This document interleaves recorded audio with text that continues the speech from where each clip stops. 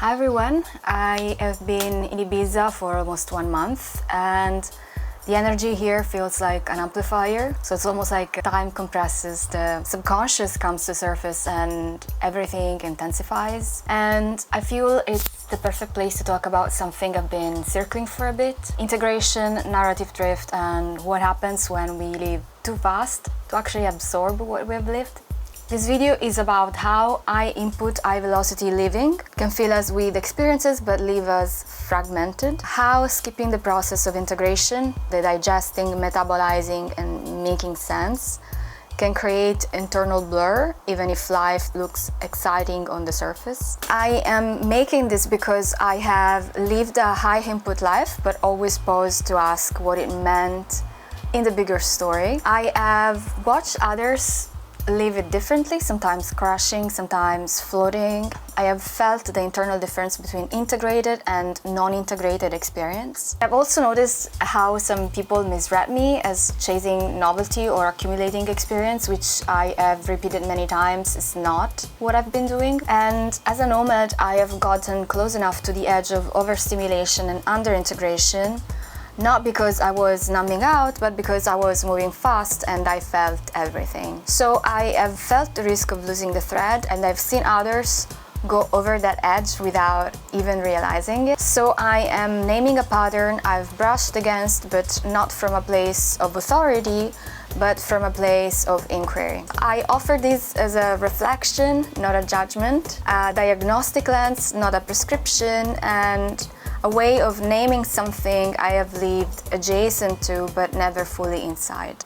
Lack of integration doesn't always look messy or loud. Sometimes it wears a spiritual face, detachment, letting go, or high-minded reframing. And where it takes the form of fast living or spiritual bypassing, the result is often the same. A lack of the deeper work of metabolizing what we have actually lived. And here I focus on the most visible forms.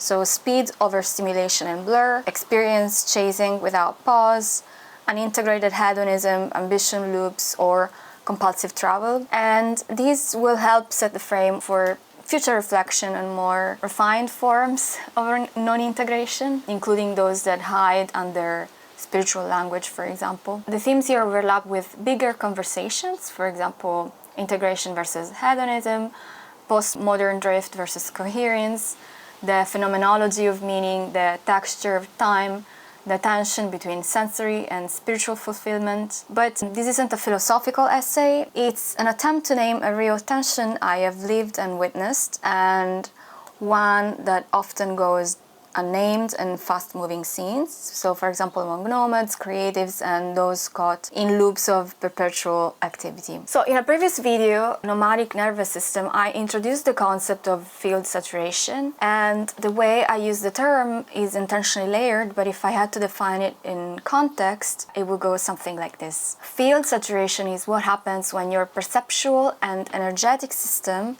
is absorbed and being imprinted by the qualities, dynamics, and overall field of multiple environments in rapid succession until it reaches a threshold where new input becomes harder to integrate. As described in another video, an energy primer, a field refers to the total, often unspoken atmosphere of a place or social setting, so its emotional tone, implicit rules, power dynamics, sensory rhythms, and collective energy. Saturation means you have taken in so much of this from so many different contexts that your nervous system, subconscious, and even worldview become temporarily full. You don't have to be a nomad to experience this. Most people at some point have felt sort of the quiet overwhelm of too much input and not enough space to process. And this is where the idea of integration comes in. In a general sense, integration means bringing separate parts into a coherent whole, and the term is used in psychology, particularly in Jungian thought, to describe the process of bringing unconscious or fragmented parts of the self into awareness and wholeness. It is often also used in the context of psychedelics, where it refers to processing insights, emotions, or shifts from a journey. and incorporating them meaningfully into life. But integration isn't limited to altered states. Any experience can be transformational if you pause long enough to let it land. And here I use integration to mean just that: the act of taking time to digest experience, to extract meaning or lessons from it, and to allow it to reshape your inner architecture in some way. When people live so fast that they don't have the time to integrate, a few things tend to happen, and it is not always visible from the outside. Experiences blur together. So without pause, the brain doesn't encode each moment deeply. A mountain in Switzerland, a festival in Croatia, a gig in Brazil, they can start to feel interchangeable, and the emotional richness gets flattened into just another stop. Emotional burnout, constant novelty and stimulation keep the nervous system in a high arousal state. So at first it feels exciting, but over time it can lead to numbness, irritability, or sudden emotional crashes, and people might start chasing bigger highs just to feel anything at all. Shallow memory and narrative gaps. When there's no integration, people can lose a clear storyline of their own life. They remember where they were, but not who they were in that moment or what it meant. And this can make even a wildly full life feel strangely hollow in hindsight.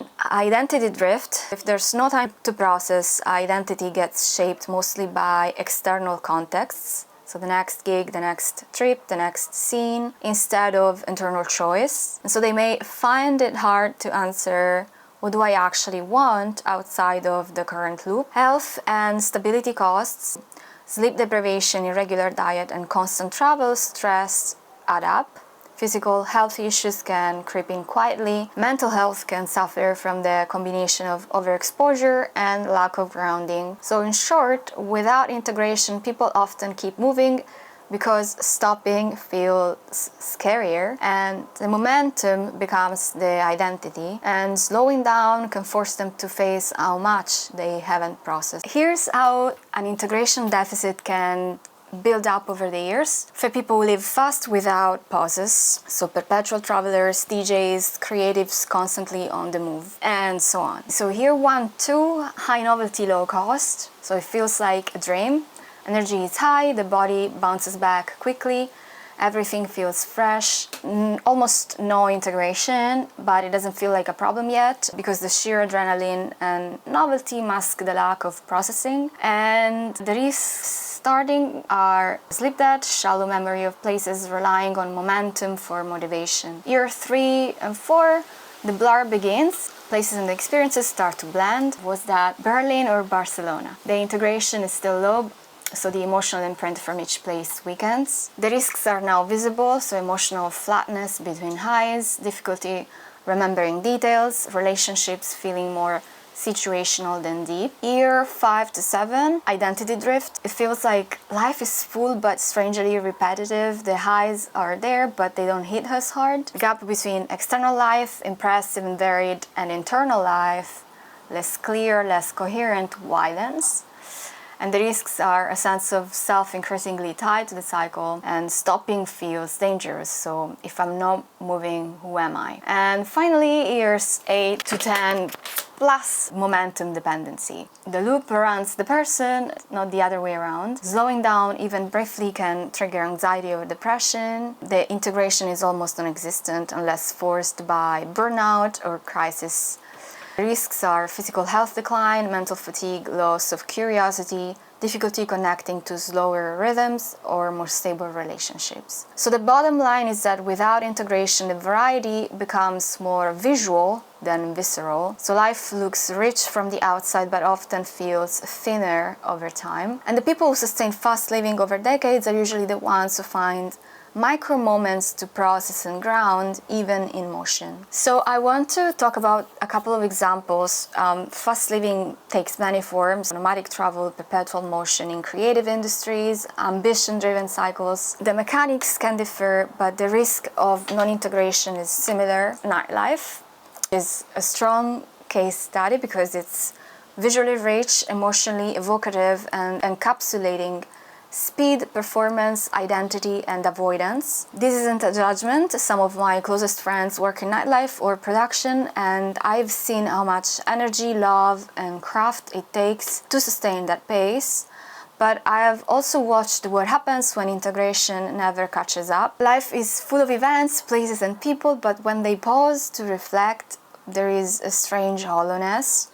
People are always doing cool things, but it's unclear whether they are choosing them or just defaulting to them. The kind of fatigue hides under the surface, but they don't quite know what's missing, and past experiences blur. Wait, was that last year or the year before? And time is remembered by external reference. That was the season I was hanging with X, or right after X event. Conversations loop around scene gossip or logistics, so the same people, the same places, same plots. And stillness feels sadly agitating. Slowing down brings irritability or vague unease.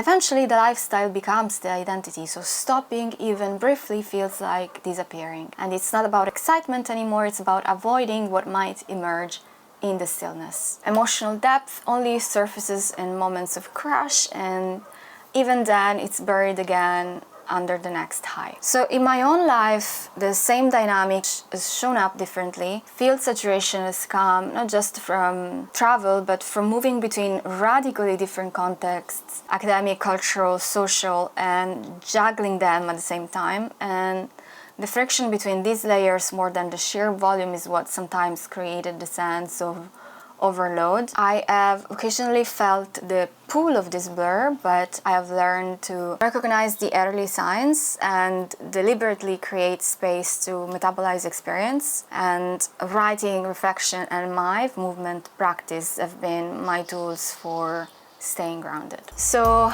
that's where I leave it for now. Integration is what turns experience into something lived, not just accumulated. And most people live this blur, but don't name it. So they say time flies or I feel burnt out, but they don't map the stages, connect them to identity drift, or see them as part of larger systems of experience. So my hope is that these reflections make some of the implicit explicit, naming what's usually left unnamed. And while you're focused on the louder, faster versions of non-integration, the quieter, bypassing forms, where stillness masks avoidance, follow the same underlying dynamic. I'd love to hear if this resonates with you. Do you recognize this drift in your own experience? Feel free to share in the comments, and if you want to go deeper, you'll find more reflections on my blog, Renaissance Nomad. See you in the next video. I'll be filming from another island, Tenerife. And until then, take care and ciao.